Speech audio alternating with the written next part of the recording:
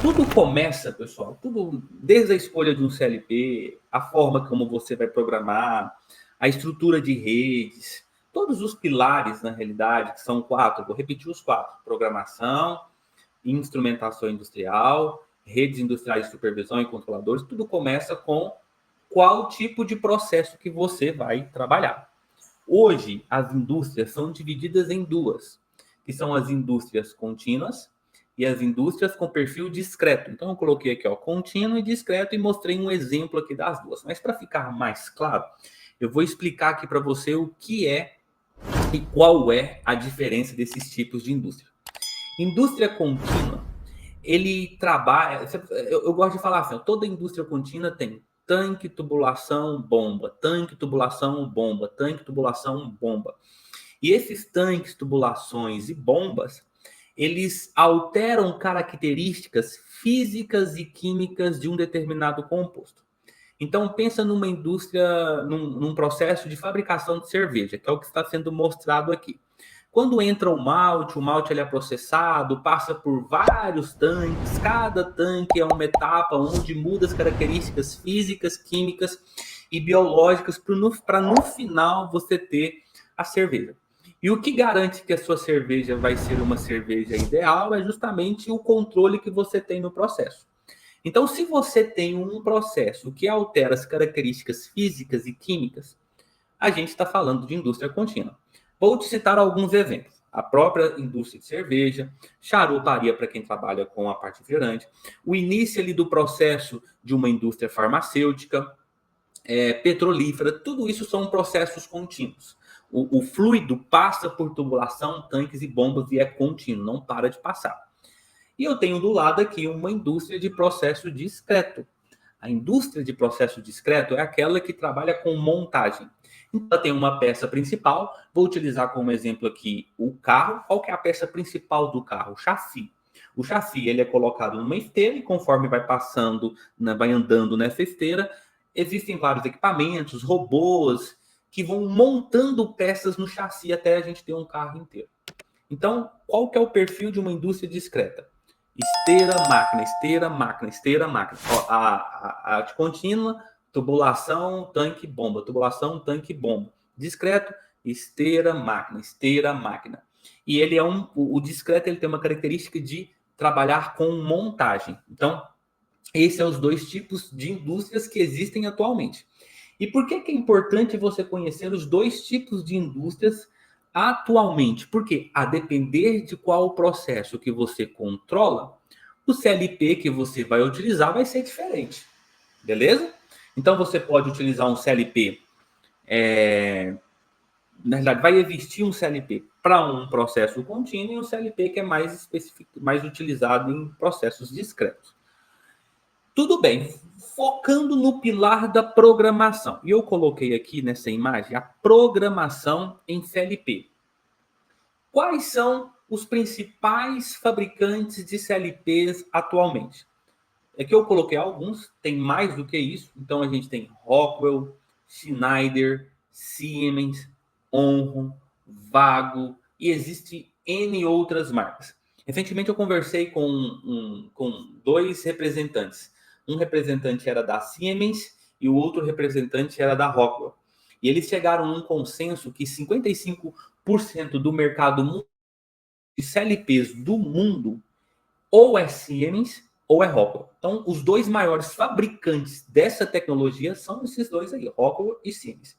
O restante é dividido em Schneider, Onro, Vago, é um monte de outros fabricantes que divide todo o restante do mercado. E aí vem a pergunta, porque muitas vezes o que passa na cabeça de uma pessoa que está trabalhando com automação ou que está começando uma carreira na área de programação é: Felipe, eu preciso aprender a programar todos os CLPs? É diferente a programação de um CLP para o outro? O tipo de linguagem de um CLP para o outro é diferente? E aí, agora eu vou trazer alguns pontos importantes para você, mediante a todos os fabricantes que eu mostrei aqui agora. Existe uma norma, e essa norma ela é conhecida como Norma IEC 61131, terceira parte da norma.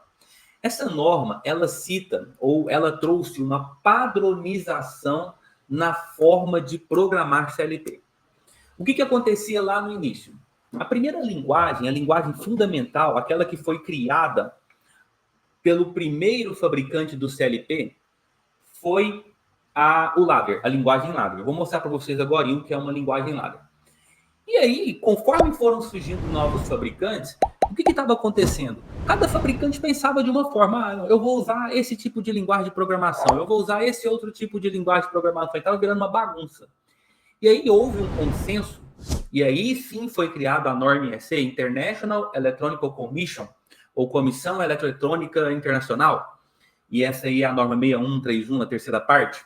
Então, essa norma, ela trouxe uma regra, assim, olha, a partir de hoje, os fabricantes de CLP não poderão usar a linguagem que lhe der na telha.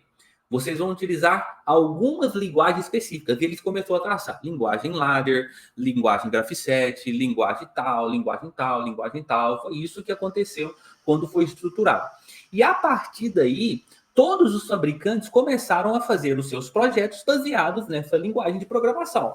Então, aí eu retorno à pergunta, eu preciso aprender ou fazer um curso de programação para Rockwell, um curso de programação para Schneider, um curso de programação para Siemens, um curso de para Vago, para N fabricantes que existe? Não, você não precisa.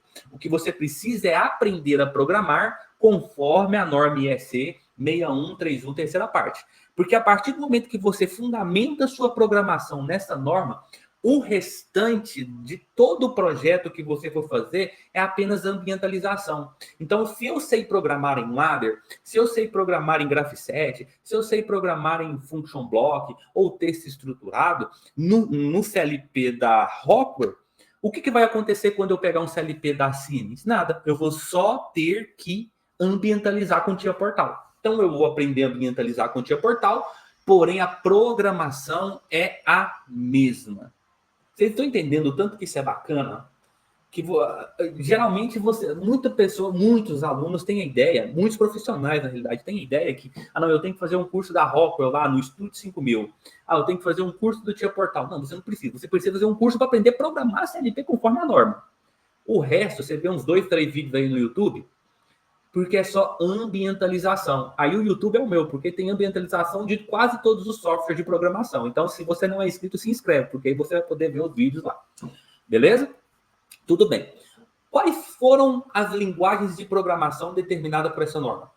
Primeiro, Function Block Diagram, ou bloco de função. Se você já ouviu falar de expressões ou equação booleana, provavelmente você já viu essa linguagem aqui que eu estou passando o mouse. Parece muito. Inclusive, gente, hoje está uma parada muito interessante nas indústrias. Na realidade, não é uma parada, é algo que está acontecendo em todas as indústrias. Eu sei por auditoria isso, eu sei o quanto é complicado, que é a NR12, segurança de máquina. E os CLPs de segurança de máquina geralmente são programados com Function Block, com a linguagem de blocos, beleza? Ela é bem intuitiva mesmo, e bacana. Se você ainda conhece um pouco de lógica booleana, você vai se dar muito bem com isso daqui, beleza? A outra linguagem que é a mais usual é justamente a Ladder. A Ladder é a segunda linguagem mais usual que está... Não é a segunda linguagem, é a segunda linguagem que eu estou falando, mas ela é a mais utilizada na indústria. A terceira é Instruction List, lista estruturada. Essa aqui é um pouco mais complicada, porém ainda assim é utilizada. Eu não gosto muito dessa linguagem, não. Eu gosto da Sequential Function Chart. Essa é muito boa quando você tem um processo que depende de um outro. Você tem um processo, vai indo. Então, essa linguagem Sequential Function... Eu vou contar um exemplo. Você tem um processo de montagem. Cara, Sequential Function Chart é a melhor. Você tem um processo de sistemas pneumáticos, de acionamento de pistão pneumático. Sequential Function Chart é a melhor, que é a Graph7, viu, gente? Essa é conhecida como Graph7. E eu tenho a texto estruturado. A mais utilizada, Ladder. Aqui resolve todos os seus problemas, texto estruturado. Aqui é bom para processos de montagem, a Graph7. Então, aqui é bom para seguranças de máquina, Function Block. Por que é bom para segurança de máquina? Porque justamente a gente trabalha muito com lógica End, né? Então, olha, se a porta não estiver fechada, se o botão não estiver pressionado, se o negócio não estiver, então isso é uma lógica End. Então, dei aqui várias dicas para você utilizar. Você já entendeu que a programação é uma só, por causa da norma ISO 6131. Você já entendeu que o que diferencia esses outros equipamentos aqui é justamente a ambientalização do software que é utilizado.